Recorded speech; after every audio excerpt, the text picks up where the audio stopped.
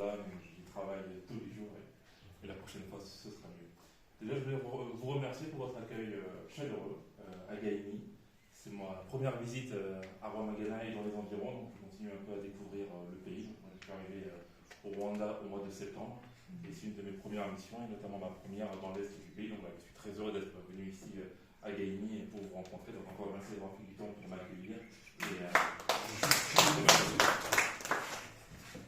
Alors effectivement, comme le disait notre ami de Axebeo, on travaille en ce moment à l'ambassade de France sur un dispositif qui promeut et qui soutient la pratique et l'étude du français.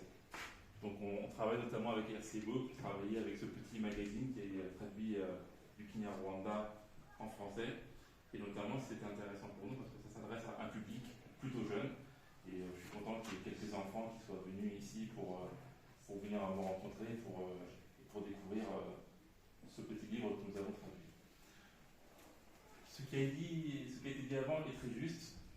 Je ne vais pas vous dire que le français est plus utile que le swahili, que l'anglais ou que le kinyarwanda, mais que le plurilinguisme, donc apprendre plusieurs langues au Rwanda, est pour moi et pour les gens qui travaillent à l'ambassade une vraie chance pour le pays.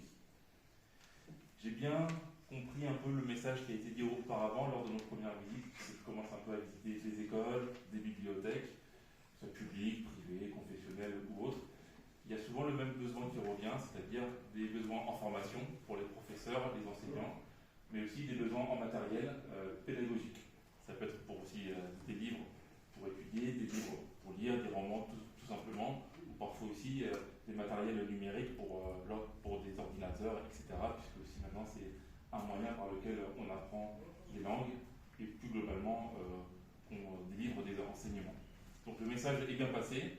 On va voir un peu ce que nous, on peut faire à l'avenir pour accompagner ces différents établissements parce qu'on se rend compte que les besoins sont quand même souvent identifiés et se répètent, que ce soit à Kigali ou en province, de la formation et du matériel.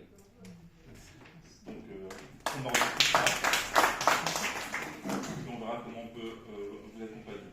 Et aussi, je voulais vous féliciter parce que, mine de rien, vous avez une très belle bibliothèque. Elle est peut-être modeste par la taille, mais elle est très bien installée. Elle est très bien connue. Bon, il y a certes des livres en anglais, mais vous voulez aussi travailler avec des livres en français, donc je ne peux que vous encourager. Encore merci pour votre accueil, c'était très chaleureux, je suis très touché. Merci pour les enfants qui sont venus pour prendre un peu de leur temps et lire les bouquins. Donc si je ne dis pas de bêtises, on a financé combien de numéros? Ce sera 8, 9 au final, 9 numéros. Non, on est en train de travailler sur les 6 premiers. Sur les 6 premiers, ouais. Voilà, donc les autres numéros seront livrés petit à petit au cours de l'année. Il y aura aussi une version numérique qui va être accessible sur Internet gratuitement. Donc encore merci à vous, et puis pour les enfants, je vous souhaite pleine réussite, plein de courage pour, même si dans quelques années, la réussite de vos projets personnels et professionnels. Et puis plein de réussite dans votre parcours scolaire. Merci beaucoup.